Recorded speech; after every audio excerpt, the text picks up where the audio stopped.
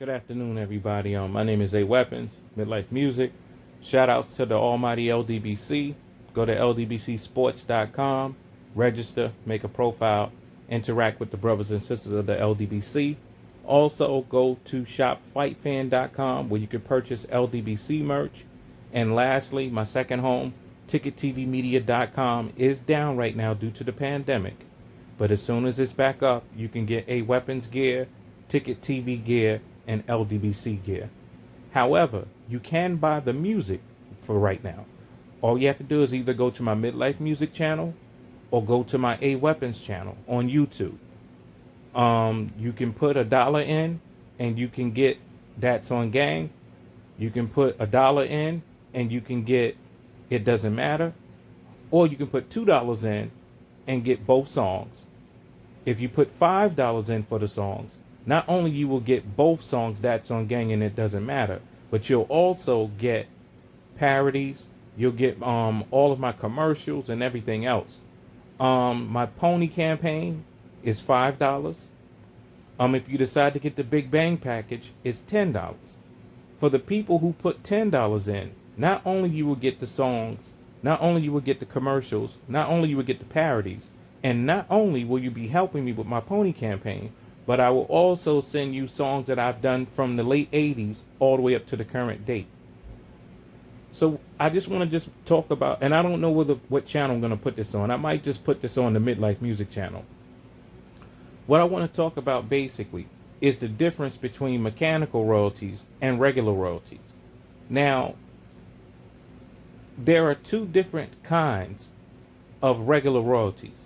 There's the sound recording royalty, which is the situation that you and your record label put together. Then there's the composition royalties, and that means that the people who actually done the work on the song, that's what they get paid. So what the record labels used to do is that they'll say, okay, well, look, we need to make this money back that we fronted you.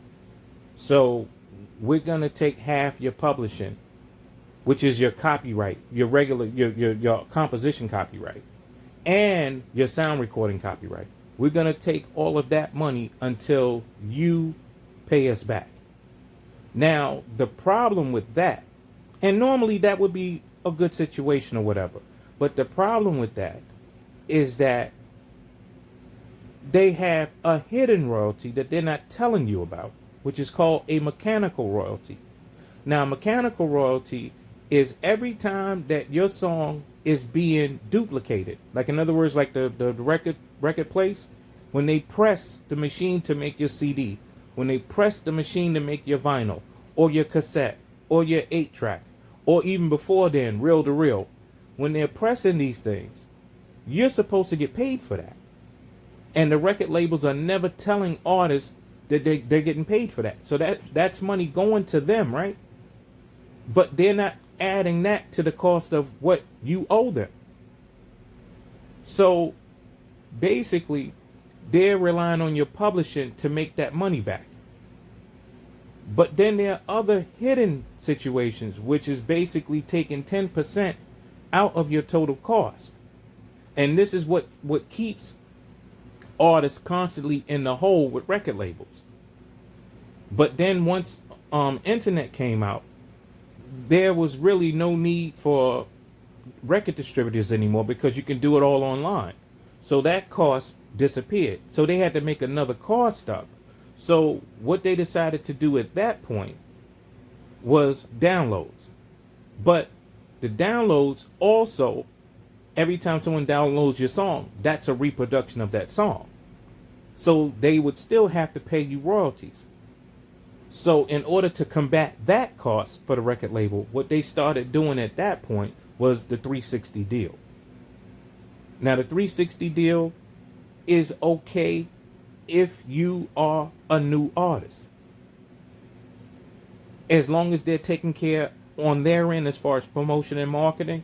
If it's a 25% deal for the record label as far as your shows and your tours, and as long as it's a 75% deal for the record label as far as the actual promotion and the marketing of your music, that's a good deal. It's fair. on both sides. So let me get back to the mechanicals. What the record label found out was that, okay, we have to still pay these artists the mechanical rights and everything like that. So here's what we're going to do. What we're going to do is we're going to partner with these streaming services. So with the streaming services, you only pay one mechanical. If you're a record label, you only have to pay one mechanical because you're not duplicating anything. Technically, you're not duplicating anything. So it goes by how many people listen to your song. All right, how many streams. But that's not a duplication. Technically, it's not a duplication. So since it's not a duplication, they still don't have to pay royalties to you for those rights. So what's going to probably have to wind up happening is that they're going to have to find a way to get that money to say that even if you're on a streaming service, that is still a mechanical because it's being played over and played over and played over. And if that's the situation, that is a duplication of that track. That is a duplication of that song. So be careful when you sign to a label. Make sure that you are getting mechanicals, because the mechanical rights are really a big chunk of money. If you're going double platinum, triple platinum, 5 times platinum, that money adds up. So you have to make sure that the record labels are fully aware, right? And see, that's why Apple Music switched the format, because they had to pay mechanicals. Because every time you do a download, that's a duplication of that song. And the verbiage is whenever someone can get a tangible form of a song, that's a duplication. With a stream, it's not the same thing because you can't download the song. You can only listen to it. So it's their way of getting around, because sponsors are still going to these streaming services and you're not seeing any of that money. So what's going to happen is that lawyers are going to have to come in and try to either figure out the verbiage where the artist can get this money, or get a percentage of that money rather, because they're responsible for those sponsors coming into those streaming services like Tidal, like Pandora, like Spotify, like SoundCloud, and all those other companies. They have sponsors and the artists are getting none of that money. So it's going to have to be a lot of thinking. You know what I'm saying? People have to do a lot of thinking as far as getting that money, because those streaming services are getting fat and rich. Meanwhile, the artists aren't getting a piece of that. Like, for example, right? Like I was saying the other day, you have $30 million that's going to be to the artists. Now you have thousands of artists. So the A-list artists, the artists that are getting the most streams and everything like that, they get the biggest piece. Like Tekashi 6ix9ine a week ago, he made like $2.5 million in 1 week. So he gets a chunk of that. Jay-Z would get a chunk of that. Beyonce is going to get a chunk. Ariana Grande is going to get a big chunk of that. Bruno Mars is going to get a big chunk of that.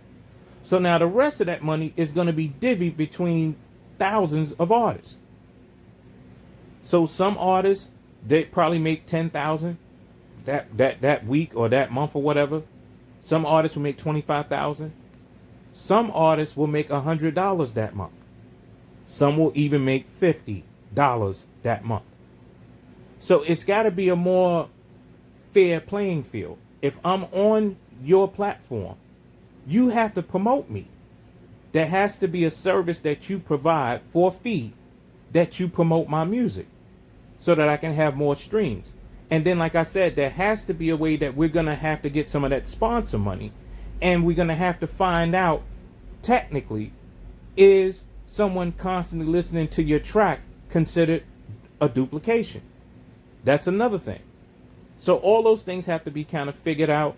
And like I said, I feel that if an artist listens, that if someone listens to your song 18 times, then that